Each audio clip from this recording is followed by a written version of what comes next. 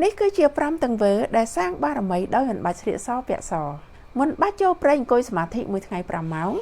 មិនបាច់កាន់សិល8សិល10ក៏លោកអ្នកអាចសាងបារមីបានបើលោកអ្នកធ្វើរឿងទាំងនេះរៀងរាល់ថ្ងៃទី1ឲ្យអភ័យទានដោយមិនសងសឹកមិនមែនមកពីយើងចាញ់តែដោយសារយើងព្រមទម្លាក់ចោលការឲ្យអភ័យ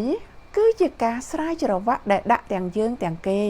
រឹតតែឲ្យអភ័យលឿនចិត្តយើងរឹតតែស្រាលលឿនទី2ជួយដោយមិនសម្លឹងឃើញផលប្រយោជន៍មិនបាច់អួតបង្ហាញគ្រាន់តែធ្វើឲ្យដើរចេញបារមីដែលកើតចេញពីការស្ងាត់ហៅថាបារមីស្អាតទី3នៅស្ងៀមទោះជាត្រូវជេរមិនចេះតបមិនបញ្ឈឺជ្រើសរើសរក្សាភាពស្ងប់នៅក្នុងចិត្តជំនួសការយកឈ្នះទី4អត់ធ្មត់ជាមួយនឹងអ្វីដែលតាក់ទាញចិត្តទោះជាពិបាកយ៉ាងណាក៏ដោយមិនទិញមិនផឹកមិនតបតទោះជាចិត្តចង់ខ្លាំងក៏ដោយគ្រប់ពេលដែលយើងសង្កត់ចិត្តមិនតាមចិត្តរបស់កិលេសនោះគឺជាការសាងខន្តីបារមីទី5ទទួលខុសត្រូវនៅអ្វីដែលខ្លួនឯងធ្វើដោយមិនទម្លាក់កំហុសលើជោគជតាមិនបន្ទោសអ្នកដទៃមិនរអ៊ូរឿងលៀបសក្ការៈមិនបន្ទោសយាអូនហ៊ានទទួលស្គាល់ការពិតនោះគឺសច្ចៈបារមី